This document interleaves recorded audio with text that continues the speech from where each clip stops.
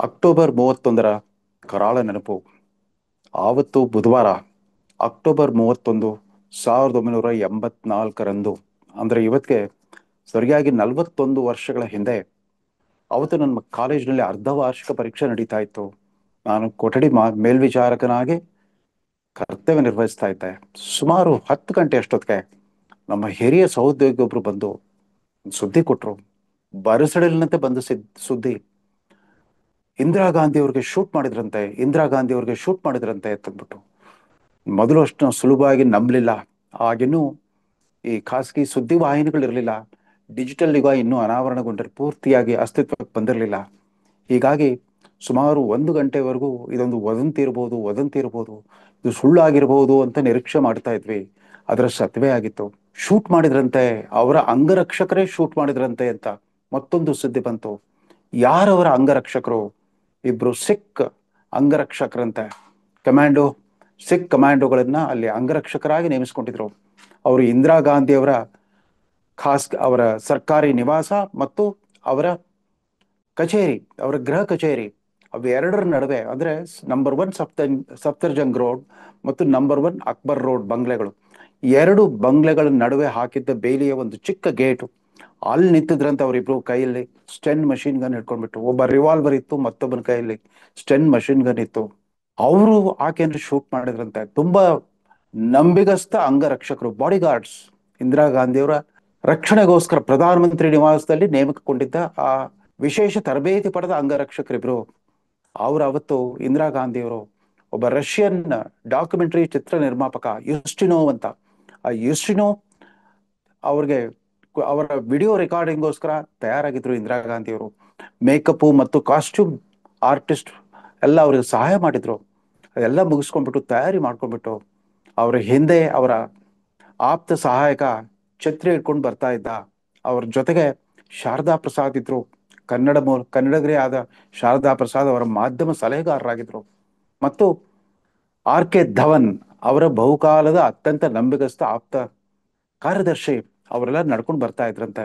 ಶ್ರೀಮತಿ ಇಂದಿರಾ ಗಾಂಧಿ ಅವರು number 1 Safdarjung road ನಿವಾಸದಿಂದ number 1 Akbar ರಸ್ತೆಯ ನಿವಾಸಕ್ಕೆ ಕಾಲ್ನಡಿಗೆಯಲ್ಲಿ ಬರ್ತಾ ಇರುವಾಗ ನೇರವಾಗಿ ಪಾಯಿಂಟ್ ಬ್ಲಾಂಕ್ ರೇಂಜಲ್ಲಿ ಅವರಿಬ್ರು ಆಕೆ ಮೇಲೆ ಗುಂಡು ಹಾರಿಸಿದ್ರು.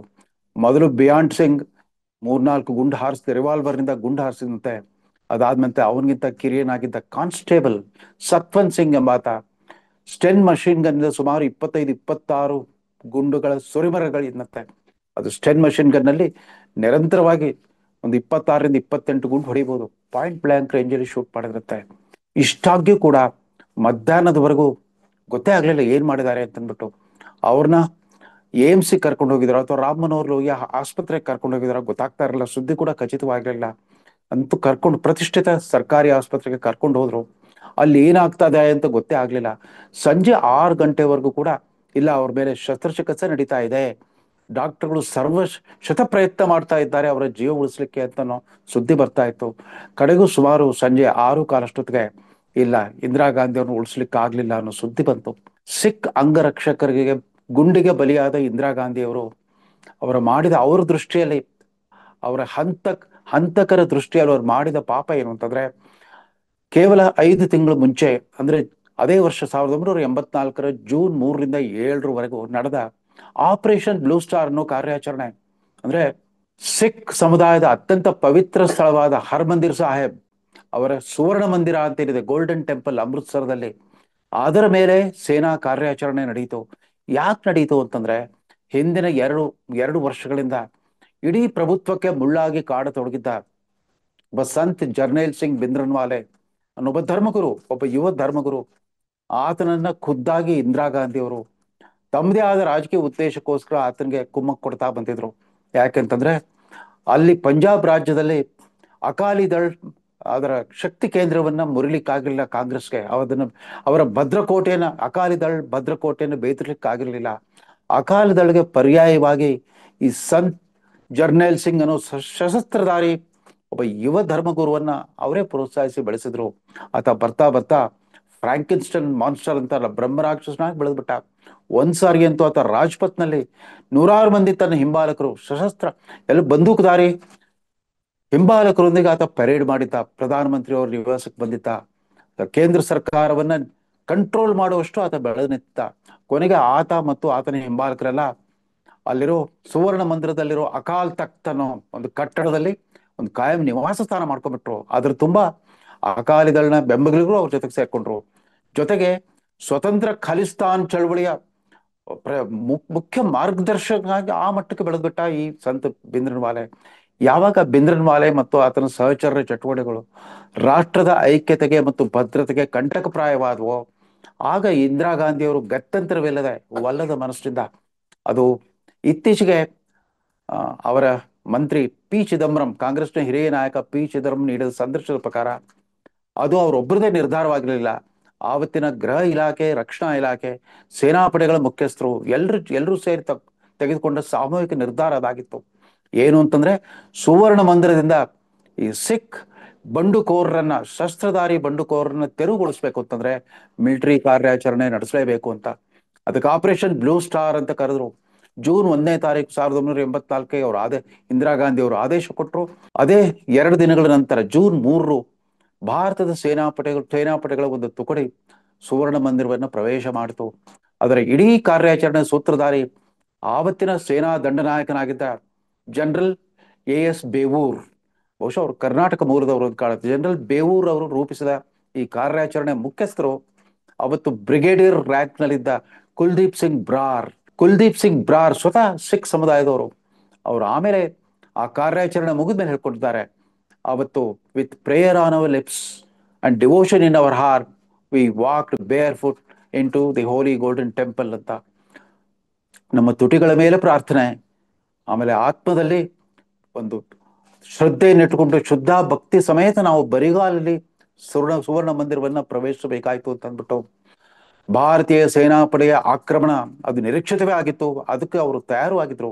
ಭಿಂದ್ರನ್ವಾಲೆ ಕಡೆ ಸೇನೆಗೂ ಕೂಡ ಅಂದಾಜಿರಲಿಲ್ಲ ಅವ್ರ ಹತ್ರ ಎಷ್ಟು ಶಸ್ತ್ರಾಸ್ತ್ರಗಳಿರ್ಬೋದು, ಎಷ್ಟು ಜನ ಬಂದೂಕುದಾರಿ ಬಂಡುಕೋರರಲ್ಲಿ ಅಡ್ಕೊಂಡಿರ್ಬೋದು ಗೊತ್ತಿರಲಿಲ್ಲ. ಹೀಗಾಗಿ ಬರೀ ಸಾಮಾನ್ಯ ಗನ್ಗಳಿಂದ ಸಾಧ್ಯವಾಗಲಿಲ್ಲ. ಕೊನೆಗೆ ಟ್ಯಾಂಕ್ ಬಳಸಬೇಕಾಯ್ತು, ಹೆಲಿಕಾಪ್ಟರ್ ಇಂದ ಬಾಂಬ್ ದಾಳಿ ಮಾಡಬೇಕಾಯ್ತು. ಈ ರೀತಿ ಅಮೃತ್ಸರದಂತ ನಗರ ಪ್ರದೇಶದಲ್ಲೇ ಅದರ ಮಧ್ಯವರ್ತಿ ಸ್ಥಾನದಲ್ಲಿರೋ ಸುವರ್ಣ ಮಂದಿರದ ಮೇಲೆ ಈ 4 ದಿನಗಳ ಕಾರ್ಯಾಚರಣೆ ನಡೀತು. ಕಡೆಗೂ ಕೂಡ ಸಂತ್ ಭಿಂದ್ರನ್ವಾಲೆ ಸಮೇತ ಆ ಬಂಡುಕೋರರೆಲ್ಲ ಅವರು ಹತರಾದ್ರು. ಆದ್ರೆ ಪವಿತ್ರ ಸುವರ್ಣ ಮಂದಿರ ಮತ್ತು ಅದರಲ್ಲೂ ಮುಖ್ಯವಾಗಿ ಅತಿ ಪವಿತ್ರವಾದ ಅಕಾಲ್ ತಖ್ತ್ ಕಟ್ಟಡಕ್ಕೆ ಭಾರಿ ಡ್ಯಾಮೇಜ್ ಆಯಿತು.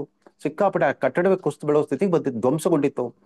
ಅದಾದ ನಂತರ ಆ ಕಾರ್ಯಾಚರಣೆಯಲ್ಲಿ ಸುಮಾರು 86 ಜನ ಭಾರತದ ಸೈನಿಕರು, ಅದು 200 ಅಂತ ಹೇಳ್ತಾರೆ, ಒಂದು ಅಂದಾಜು ಪ್ರಕಾರ 200 ಜನ ಅಂತಾರೆ, ಅಧಿಕೃತವಾಗಿ 86 ಜನ ಭಾರತೀಯ ಸೇನಾಪಡೆಯ ಸೈನಿಕರು ಮೃತಪಟ್ಟರು.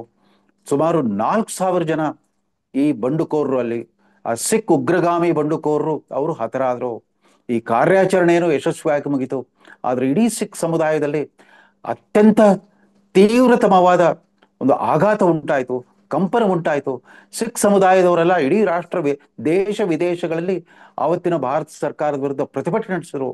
ನಮ್ಮ ಅತ್ಯಂತ ಪವಿತ್ರ ಧಾರ್ಮಿಕ ಶ್ರದ್ಧಾ ಕೇಂದ್ರದ ಮೇಲೆ ನಡೆಸಿರೋ ಮಿಲಿಟರಿ ಕಾರ್ಯಾಚರಣೆ ಸಿಖ್ ಸಮುದಾಯಕ್ಕೆ ಮಾಡಿದ ದೊಡ್ಡ ಘೋರವಾದ ಆಘಾತ ಅಂತಾನೆ ಭಾವಿಸ್ಬಿಟ್ರು. ಹೀಗಾಗಿ ಸೇಡಿನ ಕಿಡಿ ಹೊತ್ತು ಉರಿತಾ ಇತ್ತು. ಯಾವುದೇ ಕ್ಷಣದಲ್ಲಾದ್ರೂ ಇಂದಿರಾ ಗಾಂಧಿಯವರ ಪ್ರಾಣಕ್ಕೆ ಕುತ್ತು ಬರ್ಬೋದು ಅನ್ನೋ ಒಂದು ವಾತಾವರಣ ಸೃಷ್ಟಿಯಾಗ್ಬಿಟ್ಟಿತ್ತು. ಒಂದು ವಿಚಿತ್ರವಾದ ಕಾಕತಾಳೀಯ ಅಂತಂದ್ರೆ, ಕೇವಲ 1 ತಿಂಗಳು ಮುಂಚೆ, ಅಂದ್ರೆ ಸೆಪ್ಟೆಂಬರ್ ತಿಂಗಳಲ್ಲಿ 1904 ಸೆಪ್ಟೆಂಬರ್ ತಿಂಗಳಲ್ಲಿ ಕರ್ನಾಟಕದ ಮುಖ್ಯಮಂತ್ರಿ ಆಗಿದ್ದ, ಅದು ಜನತಾ ಪಕ್ಷದ ಸರ್ಕಾರದ ಮುಖ್ಯಮಂತ್ರಿ ಆಗಿದ್ದ ರಾಮಕೃಷ್ಣ ಹೆಗಡೆ ಅವರು ಬೆಂಗಳೂರಿಗೆ ಆಗಮಿಸಿದ ಶ್ರೀಮತಿ ಇಂದಿರಾ ಗಾಂಧಿ ಅವರಿಗೆ ವಿಧಾನಸೌಧದ ಬ್ಯಾಂಕ್ವೆಟ್ ಹಾಲ್ ನಲ್ಲಿ ಒಂದು ಪೌರ ಸನ್ಮಾನವನ್ನು ಇಟ್ಕೊಂಡಿದ್ರು. ಬೆಂಗಳೂರು ಮಹಾನಗರ ಪಾಲಿಕೆ ಮತ್ತು ರಾಜ್ಯ ಸರ್ಕಾರದ ವತಿಯಿಂದ ಒಂದು ಪೌರ ಸನ್ಮಾನವನ್ನು ಇಟ್ಕೊಂಡಿದ್ರು. ನಾನು ಅವತ್ತು ಪ್ರತ್ಯಕ್ಷದರ್ಶಿಯಾಗಿ ಆ ಸಮಾರಂಭ ವೇದಿಕೆಯನ್ನು ಗಮನಿಸುತ್ತೆ. ಅವತ್ತು ಪ್ರಾಸ್ತಾವಿಕ ಮತ್ತು ಸ್ವಾಗತ ಭಾಷಣ ಮಾಡಿದ ರಾಮಕೃಷ್ಣ ಹೆಗಡೆ ಅವರು ಅತ್ಯಂತ ತಮ್ಮ ಆಕರ್ಷಕ ಶೈಲಿಯಲ್ಲಿ ಪಕ್ಷ ಭೇದ ಮರೆತು ಬಿಟ್ಟು ಇಂದಿರಾ ಗಾಂಧಿಯವರ ಸಮಗ್ರ ವ್ಯಕ್ತಿತ್ವವನ್ನು ಕೊಂಡಾಡಿದ್ರು. ಅವರು ತುರ್ತು ಪರಿಸ್ಥಿತಿಯಲ್ಲಿ ಇಂದಿರಾ ಗಾಂಧಿಯವರ ಸರ್ಕಾರದ ಕಾರಣದಿಂದಾಗಿ ಸ್ವತಃ 20 ತಿಂಗಳು ಜೈಲು ವಾಸ ನಡೆಸಿ ಹೋರಾಡಿದ್ದ ರಾಮಕೃಷ್ಣ ಹೆಗಡೆ ಅವರು ಅದ್ಯಾವುದನ್ನು ಮನಸ್ಸಲ್ಲಿ ಇಟ್ಕೊಳ್ತಾನೆ ಒಬ್ಬ ಮುತ್ಸದ್ದಿಯಾಗಿ ಮಾತಾಡಿದ್ರು. ರಾಮಕೃಷ್ಣ ಹೆಗಡೆ ಅವರ ಆ ಪ್ರಾಸ್ತಾವಿಕ ಭಾಷಣದಿಂದ ಪುಳಕಗೊಂಡ ಇಂದಿರಾ ಗಾಂಧಿಯವರು ಕೂಡ ಅದೇ ರೀತಿ ಪ್ರೀತಿ ಮಮಕಾರದಿಂದ ತಮ್ಮ ಅಪರೂಪದ ಸಹಜ ಶೈಲಿಯಲ್ಲಿ ಮಾತಾಡಿದ್ರು. ಸಾಮಾನ್ಯವಾಗಿ ಇಂದಿರಾ ಗಾಂಧಿ ಅವರು ಸಾರ್ವಜನಿಕ ಭಾಷಣಗಳೆಲ್ಲ ಅನೇಕ ಸಾರಿ ಶರವಣ ಅನಿಸ್ತಾ ಇದ್ವು. ಆದ್ರೆ ಅವತ್ ಮಾತ್ರ ಯಾವುದೇ ಬಿಗುಮಾನವಿಲ್ಲದೆ ಬಹಳ ಸೊಗಸಾಗಿ ಮಾತಾಡಿದ್ರು.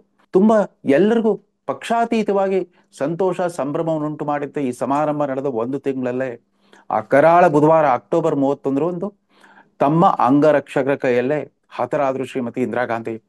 ಇಂದಿರಾ ಗಾಂಧಿಯವರು ಮೃತಪಟ್ಟಿದ್ದಾರೆ ಅನ್ನೋ ಸುದ್ದಿ ಕಾಳ್ಗಿಚ್ಚಿನಂತೆ ಹರಡಿತು. ಅವತ್ತು ಆಕಸ್ಮಿಕವಾಗಿ ಲಂಕೇಶ್ ಪತ್ರಿಕೆ ಒಡನಾಡಿಯಾಗಿದ್ದ ನಾನು ಕೂಡ ವಿಮಾನದಲ್ಲಿ ದಿಲ್ಲಿಗೆ ಧಾವಿಸಿ ಬರೋ ಅವಕಾಶ ಸಿಕ್ತು. ಕರ್ನಾಟಕ ಭವನದಲ್ಲಿ ಅಲ್ಲಿ ನಾವು ಮುಕ್ಕಾಂ ಹೂಡಿದ್ವಿ. ನಮ್ಮ ಜೊತೆಗೆ ಆವತ್ತಿನ ಜನತಾ ಸರ್ಕಾರದ ಪ್ರಮುಖರಾದ ಡಿ.ವಿ. ಚಂದ್ರೇಗೌಡ, ಎಂ ರಘುಪತಿ, ಅಬ್ದುಲ್ ನಜೀರ್ ಸಾಬ್, ರಮೇಶ್ ಕುಮಾರ್ ಇವರೆಲ್ಲ ಅಲ್ಲಿದ್ರು. ನಮಗಲ್ಲಿ ದಿಲ್ಲಿಯಲ್ಲಿ ಏನ್ ನಡೀತಾ ಇದೆ ಅಂತ ಗೊತ್ತಾಗ್ಲಿಲ್ಲ. ಆದ್ರೆ ಆ ವಿಮಾನ ಹೈದರಾಬಾದ್ನಲ್ಲಿ ಒಂದು ಸ್ಟಾಪ್ ಓವರ್ ಇತ್ತು. ಅಲ್ಲೇ ಗೊತ್ತಾಯ್ತು ಇಂದಿರಾ ಗಾಂಧಿ ಅವರು ಉತ್ತರಾಧಿಕಾರಿಯಾಗಿ ಇನ್ನೇನು 7:30 ಅಷ್ಟೊತ್ತಿಗೆ ಅವರ ಪುತ್ರ ರಾಜೀವ್ ಗಾಂಧಿ ಅವರು ಪ್ರಧಾನಮಂತ್ರಿಯಾಗಿ ಪ್ರಮಾಣವಚನ ಸ್ವೀಕರಿಸಲಿದ್ದಾರೆ ಅನ್ನೋ ಸುದ್ದಿ ಗೊತ್ತಾಯ್ತು. ನಾವು ದಿಲ್ಲಿ ತಲುಪುವಷ್ಟರಲ್ಲಿ ಅವರಾಗ್ಲೇ ಪ್ರಧಾನಮಂತ್ರಿ ಪದವಿಯನ್ನು ಅಲಂಕರಿಸಿದ್ರು. ಆದ್ರೆ ಹೊರಗಡೆ ಏನಾಗ್ತಿದೆ ಗೊತ್ತೇ ಆಗ್ಲಿಲ್ಲ. ಇಡೀ ದಿಲ್ಲಿಯಾದ್ಯಂತ ಕರ್ಫ್ಯೂ ಹೇರ್ಬಿಟ್ರು. ಉತ್ತರ ಭಾರತದ ಪ್ರಮುಖ ನಗರಗಳಲ್ಲಿ, ಅದರಲ್ಲೂ ಸಿಖ್ ಸಮುದಾಯ ಬಹುಸಂಖ್ಯಾತರಾಗಿದ್ದ ಪ್ರದೇಶಗಳೆಲ್ಲ ಕರ್ಫ್ಯೂ ಹೇರ್ಬಿಟ್ರು. ಮಾರನೇ ದಿನ ರಾತ್ರಿ ಅಂದ್ರೆ ಡಿಸೆಂಬರ್ 1ರ ರಾತ್ರಿ ಜಾರ್ಜ್ ಫರ್ನಾಂಡಿಸ್, ಆವತ್ತಿನ ಜನತಾದಳದ ನಾಯಕ ರಜಾಜ್ ಫರ್ನಾಂಡಿಸ್, ರಾತ್ರಿ ಸುಮಾರು 2 ಗಂಟೆ ಅಷ್ಟೊತ್ತಿಗೆ ಕರ್ನಾಟಕ ಭವನಕ್ಕೆ ಬಂದು ತಮ್ಮ ಕರ್ನಾಟಕದ ಸಹೋದ್ಯೋಗಿಗಳನ್ನ ಎಬ್ಬಿಸಿ ಮಾತಾಡಿದ್ರು. ಅವ್ರು ಏನ್ ಹೇಳಿದ್ರು ಅಂತಂದ್ರೆ, ನಿಮ್ಗೆ ಗೊತ್ತಾಗ್ತಾ ಇಲ್ವಾ, ಇಂದಿರಾ ಗಾಂಧಿ ಅವರ ಹತ್ಯೆಗೆ ಪ್ರತಿಕಾರ ರೂಪದಲ್ಲಿ ದೊಡ್ಡ ಹತ್ಯಾಕಾಂಡ ನಡೀತಾ ಇದೆ, ಸಿಖ್ ಸಮುದಾಯದ ಹತ್ಯಾಕಾಂಡ ನಡೀತಾ ಇದೆ. ಇಲ್ಲೇ ಇರೋ ತ್ರಿಲೋಕ್ಪುರಿ ಪೊಲೀಸ್ ಸ್ಟೇಷನ್ ನಾನು ಈಗ ಹೋಗಿ ಬಂದೆ. ಸುಮಾರು 700 ಜನ ವಿಧವೆಯರಲ್ಲಿದ್ದಾರೆ. ಅವರೆಲ್ಲ ಗೋಳಾಡ್ತಾ ಇದ್ದಾರೆ. ಅವರ ಪತಿಯನ್ನ ಕಳ್ಕೊಂಡಿದ್ದಾಳೆ, ತನ್ನ ಗಂಡು ಮಕ್ಕಳನ್ನೆಲ್ಲ ಕೊಂದು ಹಾಕ್ಬಿಟ್ಟಿದ್ದಾರೆ. ಅತ್ಯಂತ ಬರ್ಬರ್ ರೀತಿಯಲ್ಲಿ ಸಿಖ್ ಪುರುಷರನ್ನ ಮತ್ತು ಅವರ ಮಕ್ಕಳನ್ನ, ಗಂಡು ಮಕ್ಕಳನ್ನೆಲ್ಲ ಕೊಂದು ಹಾಕ್ಬಿಟ್ರು. ಇಡೀ ಕಾರ್ಯಾಚರಣೆ 2-3 ದಿವಸ ನಡೀತು. ಅಲ್ಲಿ ಕಾನೂನು ಸುವ್ಯವಸ್ಥೆ ಕುಸಿದು ಬಿಟ್ಟಿದೇನೋ ಅನ್ನೋ ಸ್ಥಿತಿಯಲ್ಲಿತ್ತು. ಆಗ ತಾನೇ ಅಧಿಕಾರ ವಹಿಸಿಕೊಂಡಿದ್ದ ರಾಜೀವ್ ಗಾಂಧಿ ಅವರು ಕೂಡ ಆಡಳಿತ ಅನುಭವ ಇರಲಿಲ್ಲ. ಆ ಸರ್ಕಾರದಲ್ಲಿ ಪಿ.ವಿ. ನರಸಿಂಹರಾವ್ ಗೃಹ ಸಚಿವರಾಗಿದ್ರು. ಅವರೂ ಕೂಡ ಅಲ್ಲಿನ ಪರಿಸ್ಥಿತಿ ಏನಾಗಿದೆ ಅನ್ನೋ ಅಂದಾಜಿರಲಿಲ್ವೇ ಏನೋ. ಆದ್ರೆ ಆವತ್ತು ಮೇಲ್ನೋಟಕ್ಕೆ ಗೋಚರಿಸಿದ್ದೇನು ಅಂತಂದ್ರೆ, ಇಂದಿರಾ ಗಾಂಧಿಯವರ ಅತ್ಯಂತ ಕಟ್ಟ ಅನುಯಾಯಿಗಳಂತ ಗುರುತಿಸಿಕೊಂಡಿದ್ದ HKL ಭಗತ್, ಸಜ್ಜನ್ ಕುಮಾರ್, ಜಗದೀಶ್ ಟೈಟ್ಲರ್ ಮುಂತಾದ ಕಾಂಗ್ರೆಸ್ ನಾಯಕರುಗಳೆಲ್ಲ ಖುದ್ದಾಗಿ ರೌಡಿಗಳ ಗ್ಯಾಂಗ್ಗಳನ್ನು ಕಟ್ಕೊಂಡ್ಬಿಟ್ಟು ದಿಲ್ಲಿಯ ವಿವಿಧ ಭಾಗಗಳಲ್ಲಿ ಸುತ್ತಾಡ್ಬಿಟ್ಟು ಎಲ್ಲೆಲ್ಲಿ ಸಿಕ್ಕರ್ಕೊಂಡ್ರು ಅವ್ರ ಮೇಲೆಲ್ಲ ಹಲ್ಲೆ ಮಾಡಿ ಸೇಡಿಗೆ ಪ್ರತಿ ಸೇಡು, ಹತ್ಯೆಗೆ, ಸಾಮೂಹಿಕ ಹತ್ಯಾಕಾಂಡಕ್ಕೆ ಪ್ರಚೋದನೆ ಕೊಟ್ಟರು ಅನ್ನೋ ಆರೋಪಗಳು ಗಟ್ಟಿಯಾಗಿ ಕೇಳಿ ಬಂದವು. ಇದರ ಪ್ರತ್ಯಕ್ಷದರ್ಶಿ ವರದಿಯನ್ನು ಕೂಡ ಅವತ್ತು ನಾನು ಲಂಕೇಶ್ ಪತ್ರಿಕೆಯಲ್ಲಿ ನಿರೂಪಣೆ ಮಾಡಿದ್ದೆ. ಅದಾದ ನಂತರ 2ನೇ ತಾರೀಕು ಇಂದಿರಾ ಗಾಂಧಿ ಅವರ ಪಾರ್ಥಿವ ಶರೀರ ಸಾರ್ವಜನಿಕ ದರ್ಶನಕ್ಕಾಗಿ ತೀನ್ಮೂರ್ತಿ ಭವನದಲ್ಲಿ ಇಟ್ಟಿದ್ರು. ಆ ಸಂದರ್ಭದಲ್ಲಿ ಹಿರಿಯ ನಾಯಕರಾದ ಚಂದ್ರಶೇಖರ್, ಜಾರ್ಜ್ ಫರ್ನಾಂಡಿಸ್ ಮತ್ತು ಸ್ವಾಮಿ ಅಗ್ನಿವೇಶ್, ಚಂದ್ರಶೇಖರ್ ಅವರ ನಿವಾಸದಿಂದ ಸುಮಾರು 20-25 ಜನ ಸ್ವಯಂ ಸೇವಕರು ಅವ್ರ ಜೊತೆಗಿದ್ರು. ನಾವು ಕೂಡ ಕರ್ನಾಟಕದ ನಮ್ಮ ನಾಯಕರುಗಳಾದ ರಘುಪತಿ, ಚಂದ್ರೇಗೌಡ, ರಮೇಶ್ ಕುಮಾರ್, ನಜೀರ್ ಸಾಬ್ ಮುಂತಾದವ್ರ ಜೊತೆಗೆ ಸುಮಾರು 25 ಕಿಲೋಮೀಟರ್ ಅಷ್ಟು ಪಾದಯಾತ್ರೆ ನಡೆಸಿವಿ. ನಿರ್ಜನ ಪ್ರದೇಶ, ಭಯಗ್ರಸ್ತ ವಾತಾವರಣ, ಎಲ್ಲ ಕಡೆ ಕರ್ಫ್ಯೂ ಇತ್ತು. ಆದ್ರೆ ಜನರಿಗೆ, ಜನಸಾಮಾನ್ಯರಿಗೆ, ಅದರಲ್ಲೂ ವಿಶೇಷವಾಗಿ ಸಿಖ್ ಸಮುದಾಯಕ್ಕೆ ಆತ್ಮಸ್ಥೈರ್ಯ ತುಂಬಲಿಕ್ಕೆ, ನೈತಿಕ ಬೆಂಬಲ ಕೊಡ್ಲಿಕ್ಕೆ ಚಂದ್ರಶೇಖರ್, ಜಾರ್ಜ್ ಫರ್ನಾಂಡಿಸ್ ಆ ಧೈರ್ಯವನ್ನ ಪ್ರದರ್ಶಿಸಿದ್ರು. ಅದೊಂದು ರೋಚಕ ಅನುಭವವಾಗಿತ್ತು. ವಿಶೇಷವಾಗಿ ಹಳೆ ದಿಲ್ಲಿ ಪ್ರದೇಶದಲ್ಲಿ ಸುತ್ತಾಡ್ಬಿಟ್ಟು ಯಾರು ಕಣ್ಣಿಗೆ ಬಿದ್ರು ಅವ್ರಿಗೆಲ್ಲ ಸಮಾಧಾನ ಹೇಳೋ, ಸಾಂತ್ವನ ಹೇಳೋ ಪ್ರಯತ್ನ ಮಾಡಿದ್ರು. ಇದು ಆವತ್ತಿನ ಕರಾಳ ಘಟನೆ. ಈ ಆಪರೇಷನ್ ಬ್ಲೂ ಸ್ಟಾರ್, ತದನಂತರ ಇಂದಿರಾ ಗಾಂಧಿ ಅವರ ಹತ್ಯೆ, ಅದಕ್ಕೆ ಪ್ರತಿಕಾರ ರೂಪದಲ್ಲಿ ನಡೆದ ಸಾಮೂಹಿಕ ಹತ್ಯಾಕಾಂಡದಲ್ಲಿ ಸುಮಾರು 3,000 ಜನ ಸಿಖ್ ಪುರುಷರು ಬಲಿಯಾಗಿ ಹೋಗ್ಬಿಟ್ರು. ಇದು ಮತ್ತಷ್ಟು ಗಾಯಕ್ಕೆ ಉಪ್ಪು ಸವರದಂಗಾಗಿತ್ತು. ಮೊದಲೇ ಆಪರೇಷನ್ ಬ್ಲೂ ಸ್ಟಾರ್ ನಿಂದ ನೊಂದಿದ್ದ ಸಿಖ್ ಸಮುದಾಯ ಮುಂದೆ 6-7 ವರ್ಷಗಳ ಕಾಲ ಇಡೀ ಪಂಜಾಬ್ ರಾಜ್ಯವನ್ನ ಉಗ್ರಗಾಮಿ ಹಿಂಸಾಚಾರದ ಒಂದು ಅಗ್ನಿಕುಂಡವಾಗಿ ಪರಿವರ್ತಿಸ್ಬಿಟ್ರು. ಅಲ್ಲಿ ಪರಿಸ್ಥಿತಿಯನ್ನು ಹತೋಟಿ ತರಲಿಕ್ಕೆ ಭಾರತ ಸರ್ಕಾರ, ರಾಜ್ಯ ಸರ್ಕಾರ ತುಂಬಾ ಕಷ್ಟ ಪಡ್ಬೇಕಾಗ್ಬತ್ತು. ಆಪರೇಷನ್ ಬ್ಲೂ ಸ್ಟಾರ್ನ ರೂವಾರಿಯಾದ ಜನರಲ್ ವೈದ್ಯ ಅವರು ನಿವೃತ್ತಿ ನಂತರ ಪುಣೆಯಲ್ಲಿ ನೆಲೆಸಿದ್ರು. ಅವ್ರ ಕಾರ್ನಲ್ಲಿ ಬಂಗ್ಲೆಯಿಂದ ಹೊರಗೆ ಬಂದಾಗ ಸಿಖ್ ಉಗ್ರಗಾಮಿಗಳು ಅವ್ರನ್ನ ಹತ್ಯೆ ಮಾಡ್ಬಿಟ್ರು. ಅವರು ಕೂಡ ಗುಂಡಿಗೆ ಬಲಿ ಆದ್ರು. ಸೊ ಇಂದಿರಾ ಗಾಂಧಿ ಅವ್ರನ್ನ ಬಲಿ ತಗೊಂಡಿದ್ದಷ್ಟೇ ಅಲ್ಲ, ಅವತ್ತಿನ ಸೇನಾ ದಂಡನಾಯಕರನ್ನು ಕೂಡ ಬಲಿ ತಗೊಂಡ್ರು. ಆ ಕಾರ್ಯಾಚರಣೆ ಮುಖ್ಯಸ್ಥರಾಗಿದ್ದ ಜನರಲ್ ಕುಲ್ದೀಪ್ ಸಿಂಗ್ ಬ್ರಾರ್ ಅವರು ಮುಂಬೈಯಲ್ಲಿ ಅತ್ಯಂತ ತೀವ್ರವಾದ ರಕ್ಷಣಾ ಭದ್ರಕೋಟೆಯಲ್ಲಿ ನಿವೃತ್ತಿ ಜೀವನ ನಡೆಸ್ತಾ ಇದ್ದಾರೆ ಅಂತ ಗೊತ್ತಾಗಿದೆ. ಇದು ಆವತ್ತಿನ ದುರಂತ ಗಾಥೆ. ಇವತ್ತು ಎಂಥ ವಿಚಿತ್ರ ನೋಡಿ, ಒಂದ್ ಕಡೆ ಸರ್ದಾರ್ ವಲ್ಲಭಾಯಿ ಪಟೇಲ್ ಅವರ ಜನ್ಮ 150ನೇ ಜನ್ಮ ದಿನೋತ್ಸವವನ್ನು ಆಚರಿಸ್ತಾ ಇದ್ದಾಗ ಮತ್ತೊಂದು ಕಡೆ ಶ್ರೀಮತಿ ಇಂದಿರಾ ಗಾಂಧಿ ಅವರ 42ನೇ ಪುಣ್ಯತಿಥಿಯನ್ನು ಕೂಡ ಆಚರಿಸ್ತಾ ಇದ್ದೇವೆ. ಇದು ಇವತ್ತಿನ ಭಾರತ. ಇವತ್ತಿನ ತಲೆಮಾರಿಗೆ ಆ ದುರ್ಘಟನೆಯ ಕರಾಳ ನೆನಪುಗಳನ್ನ ಪೂರ್ತಿ ಮರೆಯಕೂಡದು. ಚರಿತ್ರೆಯನ್ನು ಮರೆತೋರು ಚರಿತ್ರೆಯನ್ನ ನಿರ್ಮಾಣ ಮಾಡ್ಲಿಕ್ಕೆ ಆಗಲ್ಲ ಅನ್ನೋ ನಾಣ್ಣುಡಿ ಇದೆ. ಆದ್ರಿಂದಾಗಿ ನೆನಪಿಸ್ಕೊಳ್ಬೇಕಾಯ್ತು ಅಂತ ಹೇಳ್ತಾ ಈ ಸಂಚಿಕೆಯನ್ನು ಮುಗಿಸ್ತಾ ಇದ್ದೇನೆ. ನಮಸ್ಕಾರ.